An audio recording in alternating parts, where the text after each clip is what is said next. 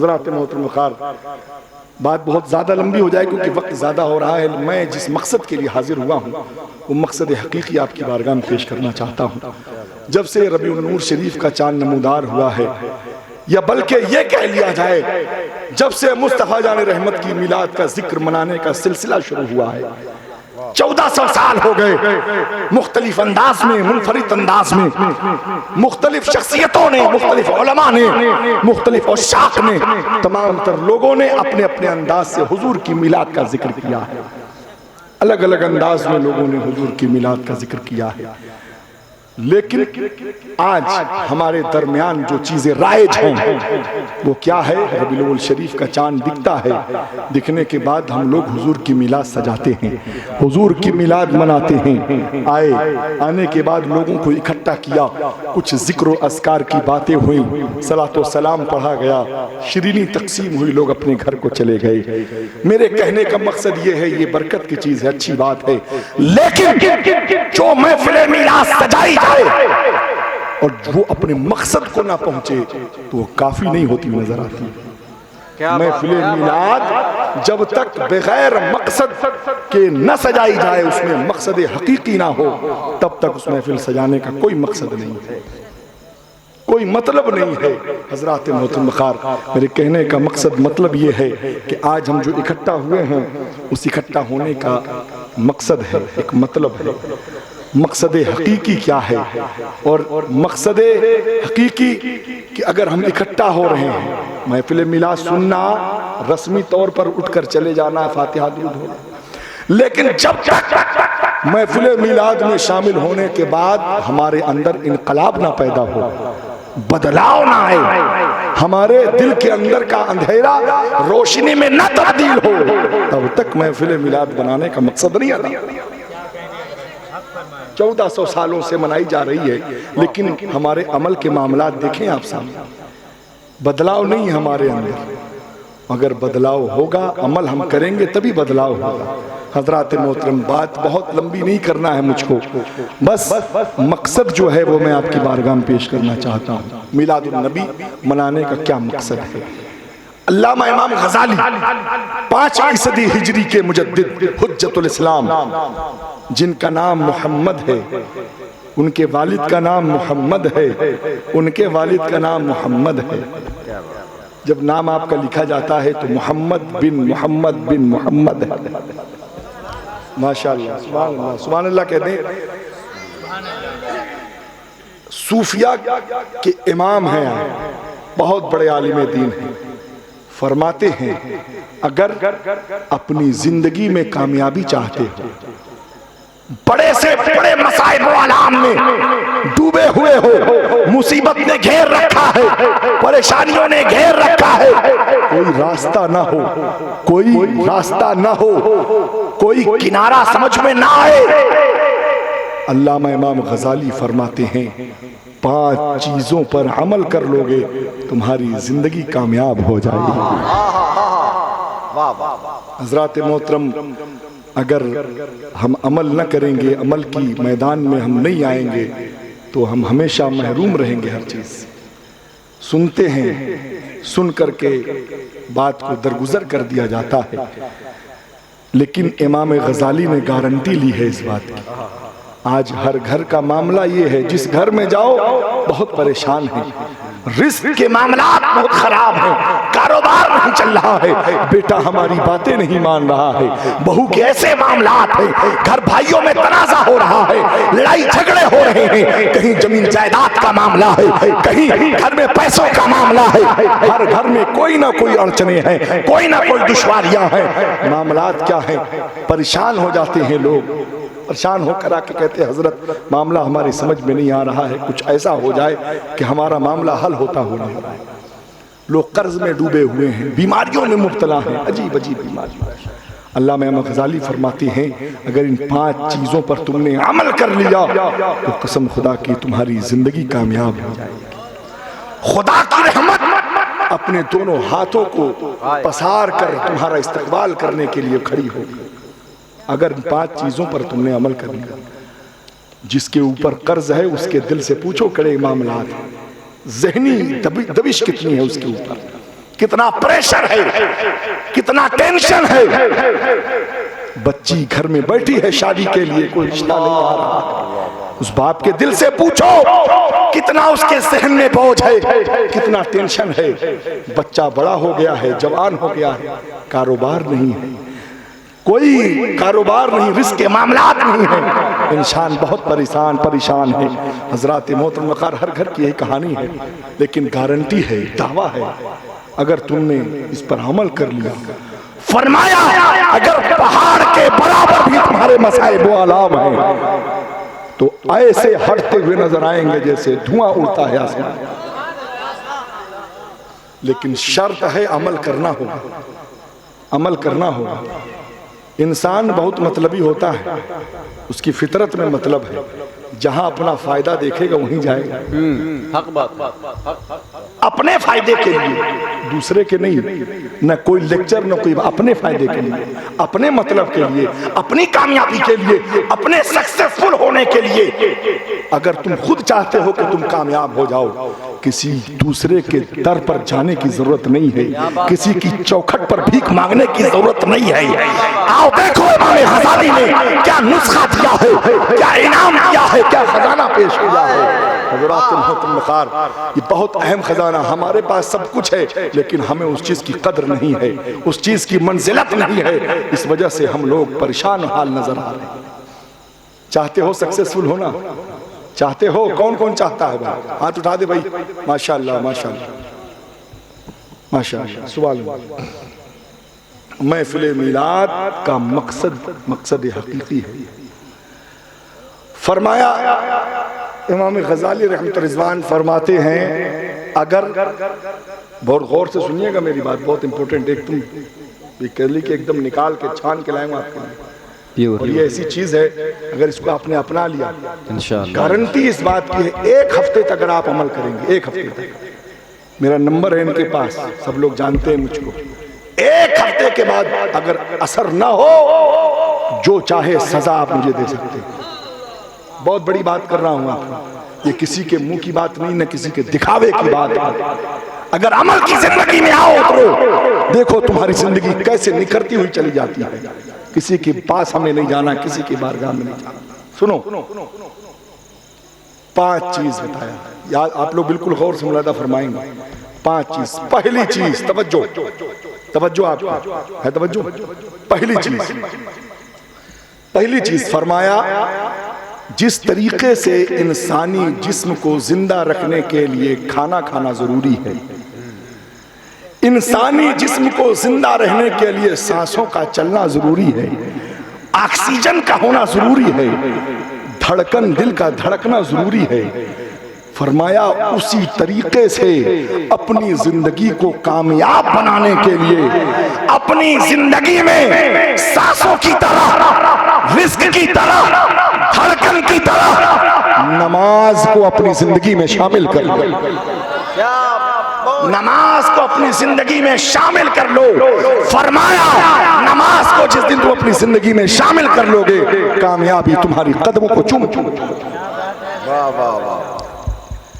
नमाज की बात जब आती है तो अच्छे अच्छे बोर होने लगते हैं। बड़ी बात बता रहा हूँ आप, क्या वही नमाज की बात, इमाम साहब भी नमाज की बात, मौलाना भी नमाज, आपने बहुत नमाज के ताल्लुक से सुना होगा, और क्यों ना हो, अहादीस करीमा बुखारी, मुस्लिम, तिरमिजी, नमाज के फजाइल के ताल्लुक से बहुत सारी बेशुमार हदीसें हैं।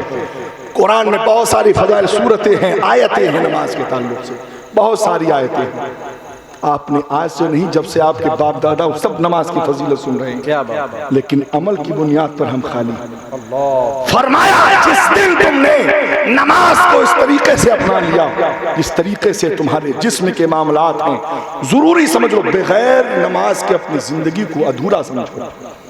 जिस दिन तुमने इस तरीके से नमाज को अपना लिया, फरमाया उस दिन कामयाबी तुम्हारे कदमों में होगी। अच्छा, क्यों नमाज जरूरी है साहब, क्यों जरूरी है?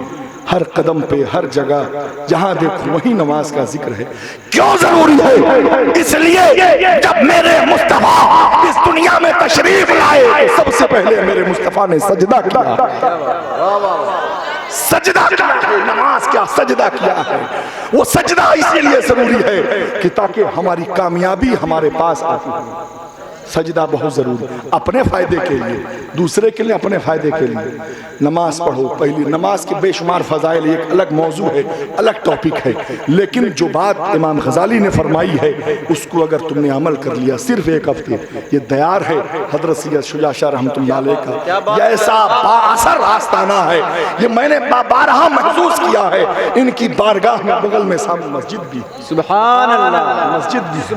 हज़रात मोहतरम वक़ार, आप एक हफ्ते इसको अमल करके देखेंगे कि ज़िंदगी कैसे बदलती हुई नज़र आ रही है। फरमाया नमाज के बेशुमार फ़ज़ाइल, फरमाया गया अस्सलातु इमादुद्दीन, मन अकामहा फ़क़द अकामद्दीन, मन हदमहा फ़क़द हदमद्दीन। फरमाया गया अस्सलातु मिराजुल मोमिनीन। फरमाया गया मुस्तफ़ा जाने रहमत को आँखों की ठंडक है नमाज, मोमिन की मेराज है नमाज, दीन का सुतून है नमाज।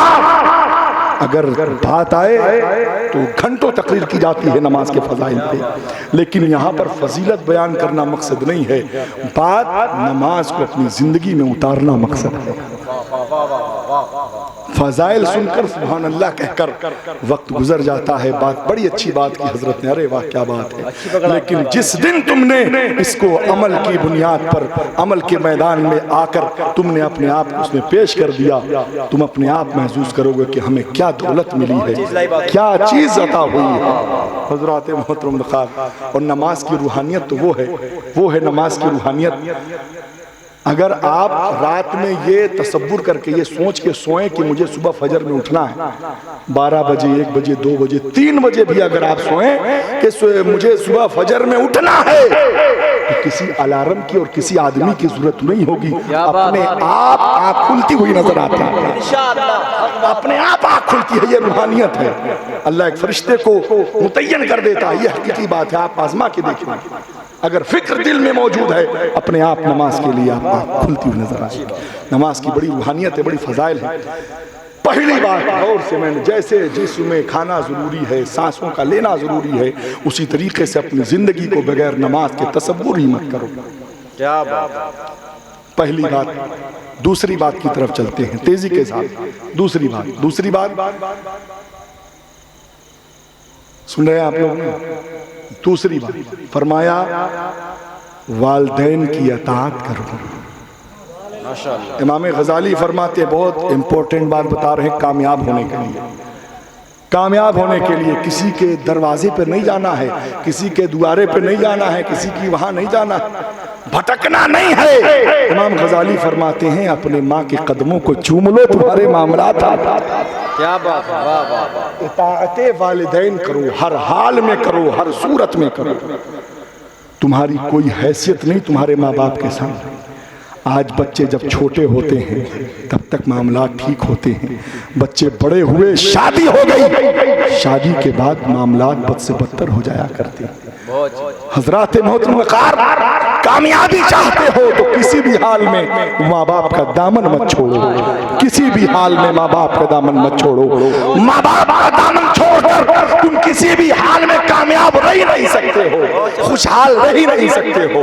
हज़रात मोहतरम, आज लोग माँ बाप से गुस्ताखियाँ करते हैं, उनकी इताअत नहीं करते हैं।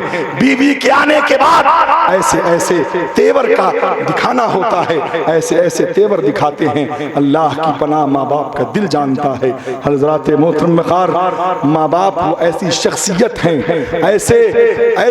ऐसी शख्सियतें हैं कि जिनके बगैर तुम्हारा ना दुनिया में कोई गुजारा है ना आखिरत में गुजारा है। क्या फरमाते हैं? फरमाया कि हुकूकुल्लाह और हुकूकुल इबाद, अल्लाह फरमाता है हुकूकुल्लाह मैं माफ़ कर सकता हूँ, ये मेरे मामलात इबादत के हैं, लेकिन हुकूकुल इबाद, माँ बाप के मामलात ऐसे हैं, ज़र्रा बराबर भी उनके दिल में अगर तकलीफ हुई होगी, तुम लाख इबादत कर लो, लाख सजदे कर लो, खाने काबा का तवाफ कर लो, गुंबद खज़रा की ज़ियारत भी कर लो, लेकिन माँ बाप अगर तुमसे नाराज है तो तुम कहीं के नहीं रहने वाले हो। यहाँ की इज्जत मिलेगी, वहाँ इज्जत मिलेगी। नारे तकबीर, नारे रिसालत। हज़रत अल्लामा मौलाना मुफ्ती अनवार हुसैन साहब अब्दुल्ला बानवी पैगाम मुस्तफ़ा सरकार की आमद। जिंदाबाद। वाह वाह। माँ बाप से माफी मांगने में शर्म आती है साहब। अल्लाह। अगर हमसे गुस्ताखी हो गई चलो माफी मांग लिया जाए, नहीं शर्म आती है। सोचते हैं कि बीवी है सामने, इज्जत हमारी क्या होगी, इज्जत खराब हो जाएगी, इज्जत खराब हो जाएगी, इज्जत में तुम्हारी कोई औकात नहीं है। तुम्हारी औकात क्या, तुम कितने बड़े एसपी डीएसपी किसी भी मकाम पर पहुंच जाओ, तुम्हारी हैसियत जिस तरीके से तुम बच्चे पैदा हुए थे, बरहना जिस तरह बचपन की आलम में थे, तुम जितने बड़े हो जाओ वैसी हैसियत तुम्हारे माँ बाप के सामने। कोई किसी मकाम पे पहुंच जाओ, कसम खुदा की जिस वक्त तुम अपने माँ बाप के हाथों को चूमोगे, जो बच्चा अपने माँ बाप के हाथ को चूमता है, अल्लाह अकबर, उसकी वालदा का दिल फख्र से चौड़ा हो जाता है और दुआ के लिए हाथ बुलंद हो जाते हैं। अल्लाह अकबर। वो चाहे जिस उम्र में हो, जिस उम्र में हो, और जब माँ दुआ देती है तो कायनात में कोई ऐसी पावर, कोई ऐसी शख्सियत, कोई ऐसी शक्ति नहीं है, कोई ऐसी ताकत नहीं है जो माँ की दुआ को टक्कर दे सके। पूरी किताब में, हदीस करीमा में, स्याह सित्ता में, कुरान में किसी शख्सियत का जिक्र नहीं है, किसी आलिम का जिक्र नहीं, किसी वली का जिक्र नहीं है कि किसी वली की दुआ में वो ताकत हो या किसी वली की दुआ में इतनी मकबूलियत हो। फरमाया गया होगी नहीं होगी हमें नहीं मालूम, लेकिन ये बात बिल्कुल मुहर बंद है। कोई दुआ करता है नहीं करता, कबूल होती है नहीं होती है, लेकिन माँ उसके अमाल जैसे भी हो, लेकिन जब वो अपने दुपट्टे को उठाती है दुआ के लिए, उसकी दुआ को कबूल होने से कोई सारी दौलत, सारा खजाना तुम्हारे घर में, तुम्हारे घर में है। क्यों भटक रहे हो दूसरे के दरवाजे? अल्लाह, क्यों भटक रहे हो किसी और के पास? 4 वक्त की नमाज पढ़ लिया, 4 लोगों में उठना बैठना हो गया, तो अपने उन माँ बाप की हुर्मत को मत पामाल करो जो तुम्हारी दुनिया में भी इज्जत की वजह है। कौन माँ बाप आज बच्चा जवान हो जाता है, किसी मकाम पर पहुंच जाता है, कैसे पहुंच गए, ऐसे पहुंच गए, खून और पसीने की कमाई से तुमको इस काबिल बनाया है कि आज तुम समाज और सोसाइटी में खड़े होने के लायक, आज इस लायक हो गए तो माँ बाप को आंख दिखा रहे हो। ये हैसियत हो गई है तुम्हारी। अल्लाह अकबर कबीरा। अभी भी वक्त है, जाओ घर, माँ के कदमों को चूमो, हाथ को चूमो, वालिद से माफी मांगो, कसम खुदा की तुम्हारी जिंदगी संवर जाएगी। सारी मुसीबतें हल होना उसी वक्त से शुरू हो जाएंगी। मुसीबतें छटती हुई नजर आएंगी। बताया अल्लामा गजाली ने कि पहाड़ जैसी मुसीबत भी होगी, फरमाया धुएं की तरह खत्म होती हुई नजर आएगी। ये वो खजाना बताया है इमाम गजाली ने, हजरात मोहतरम खार। और मैं ऐसी हवाई बात नहीं कर रहा हूँ कि मौलाना बहुत बड़ी बड़ी छांट रहे हैं, ऐसा नहीं। हदीस सहीहा की बात, हजरत बुखारी शरीफ में हजरत अब्दुल्ला बिन सलाम एक जलीलुल कद्र सहाबी, कातिबे वही सहाबी हैं। सहाबी कौन होता है? सहाबी वो होता है, सारे औलिया एक तरफ, सारे अख्ताब एक तरफ, सारे अखवास एक तरफ, सारे अब्दाल एक तरफ, सारे ताबई एक तरफ, सारे तबे ताबई एक तरफ, सब एक तरफ हो जाएं, लेकिन एक सहाबी के मकाम को नहीं पहुंच सकते। वो सहाबी हजरत अब्दुल्ला बिन सलाम है। आलम नज़ा का वक्त है, रूह कब्ज नहीं हो रही है, परेशानी का आलम है, तड़प रहे हैं। सहाबा इकराम को खबर हुई, इकट्ठा हुए सहाबा, हुजूर की बारगाह में खबर पहुंचाई कि हुजूर तशरीफ लाए। कौन? सहाबी रसूल, आलम नज़ा में तड़प रहे हैं। अल्लाह, हुजूर तशरीफ लाए। हुजूर ने देखा, आप समझ गए, कहा इनकी वालदा को बुलाया जाए, इनकी वालदा को बुलाया जाए। वालदा आती हैं। कहा जब तक आप इनको मुआफ नहीं करेंगी तब तक इनकी रूह कब्ज नहीं हो। कौन कह रहा है? वजह तखलीके कायनात, मालिके कौनो मकान, मोहम्मद अरबी रूहे फिदा सल्लल्लाहु तआला अलैहि वसल्लम, वो जिनके सदक़े में कायनात को वजूद बख्शा गया। हजरत मलकुल मौत सामने खड़े हैं। क्या मुस्तफ़ा हुक्म देते तो रूह कब्ज ना होती? बिल्कुल होती, लेकिन मुस्तफ़ा जान रहमत ने अल्लाह के कानून को बदलना नहीं चाहा।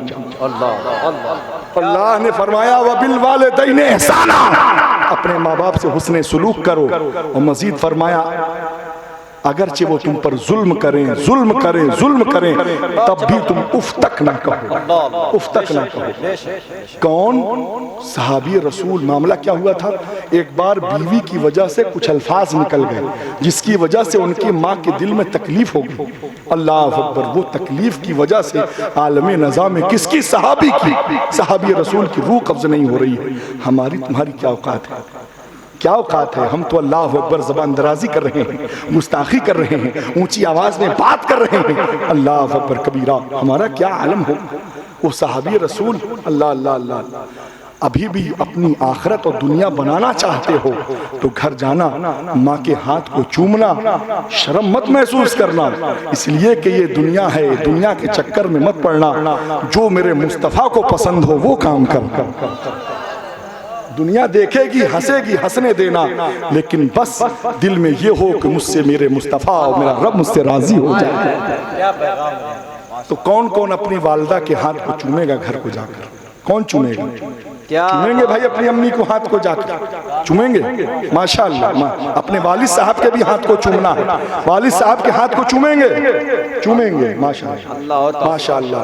जब हाथ चूमोगे कसम खुदा के दिल चौड़ा होगा, दुआ के लिए हाथ बुलंद होगे। अल्लाह अकबर। दुनिया भी कामयाब होगी, आखिरत भी कामयाब होगी। हज़रात मोहतरम अल्लाह मैम बताइए, जब ऐसी दुआ होगी जिसको रोकने वाला कोई नहीं है कबूल होने से, तो कामयाबी क्यों नहीं आपके कदमों में आएगी? दो अहम बातें हो गई, बात बढ़ेगी तो बहुत दूर तक जाएगी, इसलिए कि अलग अलग मौजू है। पहली चीज क्या मैंने अर्ज किया? नमाज। दूसरी चीज माँ बाप की खिदमत करना, हर हाल में खिदमत करना। फरमाया गया कि इस तरीके से माँ बाप के सामने रहो जैसे बादशाह के सामने गुलाम खड़ा रहता, दस्त बस्ता खड़े रहो, इसलिए कि तुम्हारी जिंदगी और आखिरत के मामलात उन्हीं से हैं। हजरात मोहतरम, अदब करोगे दुनिया में, तुम अपने माँ बाप का अदब करोगे, पूरी दुनिया तुम्हारा अदब करती हुई नजर आएगी, सुरखरुई सरबुलंदी तुम्हें मिलेगी। दो बातें मुकम्मल हो गई, तीसरी बात की तरफ चलते हैं। तीसरी बात अल्लामा गजाली फरमाते हैं, बुरों की सोहबत से दूर रहो। बहुत अच्छी बात है। बहुत ऐसा दूर रहो बुरों की सोहबत से, ऐसे दूर रहो जैसे मोजी जानवर से भागते हो। गौर करने की बात है। मोजी जानवर से दूर भागते हो, सांप से, अजदहे से, शेर से देखते ही दूर भाग, ऐसे ही बुरों की सोहबत से दूर भागो। फरमाया सोहबते सालेह रा सालेह कुनद, सोहबते तालेह रा तालेह कुनद। अच्छों की सोहबत अच्छा करती है, बुरों की सोहबत बुरा करती है। फरमाया तुम नमाजी हो, पंजगाना महफिल में बैठने वाले हो, सब कुछ हो, अगर बुरों की सोहबत तुमने इख्तियार कर लिया, सारे अमाल तुम्हारे खराब हो जाएंगे। उन लोगों से दूर रहो। अच्छा, कैसे जाने कि ये बुरा है, ये अच्छा है? आजकल तो बड़े बड़े लोग ऐसे ऐसे मुखौटे को पहनकर घूम रहे हैं, कैसे पता लगाए कि सीधे रास्ते पर और बुरे रास्ते पर कौन है? जो लोग दीन की तरफ ले जाएं, दीन की बातें बताएं, अच्छाई की बातें बताएं, नेकी की बातें बताएं, मिलने की बातें बताएं, उनके करीब हो जाओ। जो लोग लड़ाई की बात करें, झगड़े की बात करें, रिश्ते को तोड़ने की बात करें, तनाज़ा की बात करें, फौरन उनसे दूर हो जाओ। ये बहुत इंपॉर्टेंट बात। आजकल हमारा मुआशरा इसी में परेशान है, इसी में परेशान है। रिश्तेदारियों में एक दूसरे की बुराई चल रही है, उसके अरे ऐसा मामला, ऐसा मामला, ऐसा, मतलब बुराई सुनना ही नहीं है। अल्लाह, नहीं सुनना है किसी की बुराई। जिसके भी पास बैठो जो अल्लाह की बात करता हो, मोहम्मद रसूलुल्लाह की बात करता हो। अब कौन होगा, कैसे लोग होंगे? पता चला उलमा इकराम के करीब हो जाओ, उलमा इकराम के करीब हो जाओ, हुफ़ाज़ इकराम के करीब हो जाओ। इनकी कुर्बत से तुम्हें वो फायदा मिलेगा, वो तुम्हें इनाम अता होगा कि दुनिया में भी कामयाब हो गया, आखिरत में भी कामयाब होते हुए नजर आओ। हज़रात मोहतरम, ये खजाना है जो मैं आपको बता रहा हूँ, इम्पोर्टेंट बात। अगर आपने अपना लिया तो कामयाबियां आपके कदमों पे होती हुई नजर आएंगी। पहली बात मैंने अर्ज किया, पहली बात क्या थी? माँ। दूसरी बात माँ बाप की खिदमत। तीसरी बात बुरों की सोहबत से दूर हो, बुरों की सोहबत से दूर हो। चौथी बात, आओ चौथी बात की तरफ चले। बहुत अच्छे सबक दे रहे हैं। बहुत जरूरी, बहुत जरूरी। फरमाया जिस तरीके से जिस्म और रूह का रिश्ता है, तवज्जो है आपका, कामयाबी चाहते हो, जिंदगी 4 दिन की है, किसी का कोई भरोसा नहीं, कोई गारंटी नहीं है। आज हमारी बारी है, कल तुम्हारी, कुछ भी हो सकता है, कभी भी हो सकता है। इसलिए हमेशा एनी टाइम अलर्ट रहो, तैयार रहो। ये जिंदगी, ये दुनिया, ये सिर्फ एक फसाना है, हकीकत है तो सिर्फ मौत है, हकीकत मौत है। खैर, चौथी और अहम बात फरमाया जिस तरीके से जिस्म और रूह का रिश्ता है, जिस्म और रूह का रिश्ता है, फरमाया इमाम गजाली ने कि उसी तरीके से तुम अपनी जिंदगी में कुरान अजीम को शामिल कर लो, कुरान अजीम को शामिल कर लो। 2 तरीके से कुरान को, अहकामात की बुनियाद पर और तिलावत की बुनियाद पर। कुरान को अहकामात की बुनियाद पर नाफिज कर लो अपने आप में। उठो तो कुरान के तरीके से, बैठो तो कुरान के तरीके से, चलो तो कुरान के तरीके से, सो तो कुरान के तरीके से, जिंदगी गुजारो तो कुरान के मुताबिक। प्यारे नहीं जो कह लिया जाए तो कदम उठे तो शरीयत के मुताबिक कदम उठे, चले तो शरीयत के मुताबिक कदम उठे, रिश्ता करो तो शरीयत के मुताबिक रिश्ता करो, कोई भी मामला पेश आए तो शरीयत के मुताबिक पेश करो। मालूम ये हुआ अहकामात की बुनियाद पर कुरान को अपनी जिंदगी में डालते हुए। कुरान ऐसा खजाना है, कुरान एक ऐसा अनमोल खजाना है कि जिसका बदल हमारे पास नहीं है, नहीं है उसका बदल। इसलिए कि कुरान अजीम को हम लोगों ने सिर्फ ताक की जीनत बनाकर रखा हुआ है, वरना कुरान एक ऐसा अनमोल तोहफा है, अनमोल तोहफा है कि जिन्होंने उसकी अहमियत को समझा, आज दुनिया के सबसे बड़े बड़े लोग बने हुए। कुरान वो अहम किताब, अहम चीज़ है। फरमाया अहकामात की बुनियाद पर और फरमाया तिलावत की बुनियाद पर। फरमाया ज़िंदगी में बच्चा पढ़ता है, यस्सरनल कुरान पढ़ा, कुछ दिनों के बाद अम्मा पारा, 1 पारा, 2 पारा, किस्मत अच्छी हुई तो मुकम्मल कर लिया, उसके बाद रिश्ता मुनक़ता हो गया। ज़िंदगी की गहमा गहमी में, ज़िंदगी की रमा रमी में लगी, मुलाकात नहीं हो रही है कुरान शरीफ से, मुलाकात नहीं हो रही है। या तो अभी कभी रमजान शरीफ में मुलाकात हो गई, या किसी तीजा में, चलिसने में मुलाकात हो गई। कुरान एक ऐसा सहीफा है, एक ऐसा इनाम है, एक ऐसा खजाना है। इमाम गजाली फरमाते हैं अगर कामयाबियां कदमों में चाहते हो, मुसीबतों को दूर करना चाहते हो, तो जिंदगी में कम अज कम रोज अपनी जिंदगी का एक शेवा बनाओ, रोज कम से कम 1 वरक़ कुरान की तिलावत करते हुए नजर आओ। एक पारा नहीं, एक रुकू नहीं, 1 वरक़, 1 वरक़ अगर तुमने सिर्फ कुरान की तिलावत अगर करना शुरू कर दिया, तो समझो मुसीबतें बहुत दूर चली जाएंगी तुमसे। कुरान शरीफ है तो, लेकिन हम खोलते नहीं हैं उसको। ये मेरी बात नहीं है, इमाम गजाली की बात है, जो सूफियों के इमाम हैं, बहुत बड़े इमाम हैं, और उन्होंने जो राज बताया है, मैं भी गारंटी, मैंने अर्ज किया ना कि 1 हफ्ता अगर आपने इस पर अमल कर लिया तो कैफियत बदलते देर नहीं लगेगी आपकी। हकीकी बात बता रहा हूँ, मैं आपको अर्ज करने लगा हूँ, तिलावत चाहे 1 ही वरक़ करो, आधा वरक़ करो, रोज करो, लेकिन हजरात मोहतरम किसी जगह पर अगर ठोकर थोड़ा थोड़ा रोज लगाई जाएगी, रोज अगर उस पर ज़र्ब लगाई जाएगी, तो चाहे वो जितनी भी मजबूत चीज हो, जितनी भी पहाड़ हो, वो एक दिन टूटती हुई नजर आती है। लेकिन शर्त है रोज अगर तुमने तिलावत किया कलाम पाक की। अच्छा, ये सब चीजें बोझ हैं, ये इंसान कर सकता है, ये इंसान कर सकता है।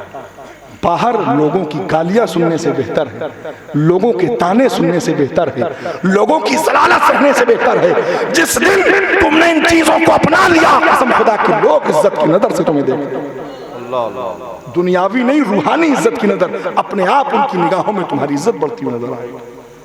इसी हिंदुस्तान की सरजमीन है, एक कब्रिस्तान में एक कब्र खुल जाती है, कब्र खुली, खुशबू आ रही है, लोगों ने इकट्ठा किया, लोग यार कौन सी कब्र है, बड़ी खुशबू, और खोला गया तो क्या देखते हैं कि कफन भी सही सलामत है, माशाअल्लाह, मजीद खुशबू आ रही है, तरोताजा है। अल्लाह अकबर, अल्लाह अकबर। अब लोग और ज्यादा मुतमन्नी हुए जानने के किसकी कब्र है, रजिस्टर चेक किया गया, कब कौन है ये, इस जगह पर किस सन में दफन हुआ था, पता चला 25 साल पहले वहां तदफीन हुई थी, 25 साल पहले वहां उसे दफन किया गया था। अल्लाह अकबर, अल्लाह अकबर। अब मामला ये हुआ, पता लगा कौन है, उसको ढक दिया गया। लोग समझ गए कि कोई बड़ी शख्सियत, अल्लाह के बहुत करीबी बंदे के मामला थे। पता लगाओ उसका घर कहाँ है, कौन सा अमल करता है। अल्लाह अल्लाह, पता लगाते लगाते लोग उसके घर पहुंचे तो उसकी बेवा से मुलाकात हुई। बेवा से मिले, पूछा कि कौन सा अमल था, कौन सा ऐसा नेक काम करते थे ये कि आज 25 सालों के बाद इनकी कब्र से खुशबू आ रही है, कब्र में इनका कफन तरो ताजा है, कौन सा ऐसा अमल है। तो खातून का जवाब सुनो। खातून कहती है, मेरे इल्म में कोई ऐसी बात नहीं याद आ रही है, या कोई ऐसा बड़ा काम मैंने नहीं समझ में आ रहा कि ये करते रहे हों। ये तो पढ़े लिखे भी नहीं थे, इनको कुछ आता भी नहीं था, कुछ मामलात नहीं थे, समझ में नहीं आता। लेकिन हाँ, मुझे एक बात याद आती है, तवज्जो है आप, एक बात याद आती है। कहा क्या? कहा जब ये सुबह फजर की नमाज को पढ़ने जाते थे, जाने के बाद जब फजर के बाद लोग कुरान अजीम की तिलावत के लिए कुरान खोल कर बैठते थे, तो जब लोग तिलावत करते थे तो ये रोया करते थे, ये आंखों से आंसू जारी हो जाते थे, अपनी किस्मत पर रोते थे कि ये कितने खुशनसीब लोग हैं जिनको तिलावत करना आता, तिलावत करना आता है, और अपनी किस्मत पर रोते थे कि मैं कितना बदबख्त हूं जो कुरान अजीम की तिलावत नहीं कर पा रहा। अफसोस, हमें तिलावत करना भी आता है लेकिन हमें तिलावत की तौफीक नहीं हुई। अल्लाह अकबर। कहा कि वो घर आते थे घर, ताक पर कुरान अजीम रखा हुआ होता, उठाते, आंखों से लगाते, कुरान शरीफ को खोलते, खोलने के बाद उंगली को सतर पर रखते और कहते कि अल्लाह मुझे मालूम नहीं इसमें क्या लिखा है, लेकिन जो लिखा है सच लिखा है, हक लिखा है। क्या अल्लाह अल्लाह। कहा ये अमल मैंने बारहा देखा है, ये अमल मैंने बार बार देखा है। अल्लाह अकबर। हो ना हो यही अमल अल्लाह की बारगाह में कबूल हो गया। मालूम ये हुआ, अगर कोई जाहिल शख्स जिसे कुरान पढ़ना नहीं आता लेकिन वो इज्जत की नजर से कुरान को देखता है, जियारत करता है, उस पर उंगली रखता है, तो उसका आलम ये है कि कब्र की मिट्टी उसके जिस्म को हिला नहीं पा रही, उसकी कब्र खुशबूदार है। जब उंगली रखने वाले का ये आलम है, सोचो तिलावत करने वाले का आलम क्या होगा, हाफिज़े कुरान का आलम क्या होगा, आलिमे कुरान का आलम क्या होगा, मुफ्ती कुरान। कुरान का ये एजाज है। अल्लाह अकबर। अपनी जिंदगी में कुरान को ऐसे शामिल कर लो जैसे जिस्म और रूह का रिश्ता। हजरात मोहतरम, कामयाबी तुम्हारे कदमों में होगी, कोई नहीं रोक सकता, कोई ताकत नहीं रोक सकती कामयाब होने से। हजरात मोहतरम, बात बढ़ेगी तो बहुत दूर जाएगी। चौथी बात मुकम्मल हो गई। चौथी बात, पहली बात क्या थी? नमाज पढ़ना। दूसरी बात, तीसरी बात, बुरों की सोहबत से दूर रहना। चौथी बात, कुरान की तिलावत करो। अच्छा बयान करें, सबको याद हो जा रहा है माशाअल्लाह, बहुत बड़ी बात है भाई। कुरान की तिलावत करो। लोग याद हो जा रहा है माशाअल्लाह। पांचवी और आखिरी बात, पांचवी और आखिरी बात जो बहुत अहम है, फरमाया अल्लाह की तकदीर पर राजी हो जाना। मतलब अल्लाह तूने हमें जिस हाल में रखा है हम तुझसे राजी हैं। जिस दिन अल्लाह की तकदीर पर तुम राजी हो गए, कसम खुदा की तुम्हारे मामला बेहतर से बेहतर होने लगे। अल्लाह तूने हमें जिस हाल में रखा हम हर हाल में राजी हैं। आज हमारे घरों में अगर बीमारी घर करती है, हमारा ईमान डगमगाने लगता है। बड़ी बड़ी बीमारियां आती हैं साहब, लोग महीनों महीनों अस्पताल में पड़े हैं, पैसा जा रहा है, जमीन बिक रही है, ईमान खतरे में, ईमान डगमगाने लगता है। अल्लाह तबारक व तआला ईमान ऐसा कमज़ोर हो जाता है हमारा। लेकिन कसम खुदा की, अल्लाह पर इतना यकीन रखो, भरोसा रखो अल्लाह की ज़ात पर। परवरदिगार, ये जो कुछ दिया हुआ है सब तेरा ही तो दिया हुआ है, ये तेरा ही दिया हुआ है। ये जिंदगी भी तेरी अता की हुई है, ये बीमारी भी तूने दिया है, शिफा भी देने वाला तू है, मौत और जिंदगी का मालिक तू है। हम तुझसे हर हाल में राजी हैं, हर हाल में राजी हैं। आपने नहीं देखा हजरत अय्यूब अलैहिस्सलाम को? हजरत अय्यूब अलैहिस्सलाम कैसी सिचुएशन फेस किया उन्होंने, कैसे हालात का सामना किया। पूरे जिस्म में कीड़े पड़े हुए हैं, आबादी से बाहर कर दिया गया। अल्लाह अकबर। उस आलम में भी अपने रब से राजी है। मचल के बोलो, राजी है अपने रब से कि परवरदिगार इस हालत में भी राजी, हर हाल में राजी। जिस्म से कीड़ा गिर रहा है उठाकर अपने ऊपर रख रहे हैं। कीड़े से कहते हैं तेरा रिस्क जमीन में नहीं तेरे इस जिस्म में। क्या रजा है, क्या यकीन है रब की जात के साथ। और फिर उस यकीन का कारनामा, फिर करिश्मा देखो अल्लाह अकबर। फिर वो दिन भी आया कि शफा भी अल्लाह ने आपको दी, सारे मामलात भी हल होते गए।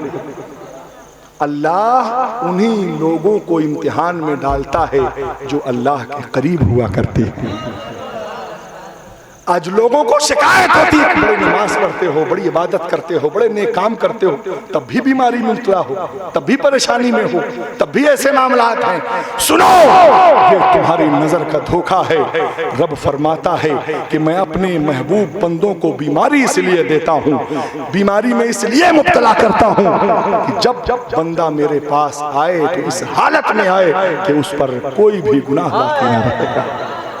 बहुत बड़ी बात है ये, बहुत बड़ी बात है। बिल्कुल अपने ईमान को डगमगाने मत देना, बिल्कुल भी जर्रा बराबर, इसलिए कि जिसको भी बीमारी आती है वो अल्लाह को याद किया करता है, उसे मौका मिलता है कि अल्लाह को याद करे। इसलिए फरमाया गया कि अल्लाह की तकदीर पर राजी हो जाओ।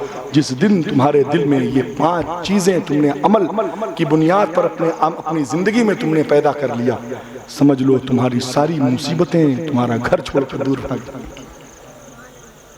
गारंटी है इस बात की। नंबर हजरत के 1 हफ्ता करके देखो, बड़ी से बड़ी मुसीबत, बड़े से बड़ा केस, बड़ी से बड़ी परेशानी, बड़े से बड़ा कर्जा, बड़ी से बड़ी बीमारी, कुछ भी हो, गारंटी है बहुत बड़ी चीज़ की। हजरत मोहतरम ख़ान, हमारी जिंदगियों में अगर इनकलाब पैदा होगा, बदलाव होगा, हमारे बच्चों में अगर बदलाव होगा, तभी जाकर के हम मिलाद मनाने वाले कहलाते हुए नजर आएंगे।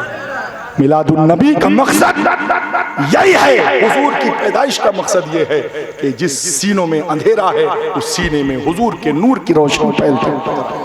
वो नूर की रोशनी सिर्फ ज़बानी नहीं होगी बल्कि अमल की बुनियाद पर होती हुई नजर आएगी।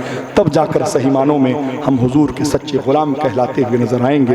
हज़रात मोहतरम, आजकल के बच्चों का जो मामला है, बच्चे हमारी बातें नहीं सुनते, बच्चे हमारा कहना नहीं सुनते, हमारे नाफरमान हैं। बच्चों को तुम मत सुधारो, तुम खुद सुधर जाओ, बच्चे अपने आप सुधर जाओ। तुम खुद सीधे रास्ते पर आ जाओ, बच्चे अपने आप सीधे रास्ते पर आ जाएंगे। हज़रात मोहतरम अल्लामा इमाम गज़ाली की इस बात को अपने दामन में ऐसे समेटो, कसम खुदा की तुम्हारी ज़िंदगी अगर ना कामयाब हो, कल मैदान महशर में मेरा गिरबान पकड़ लेगा।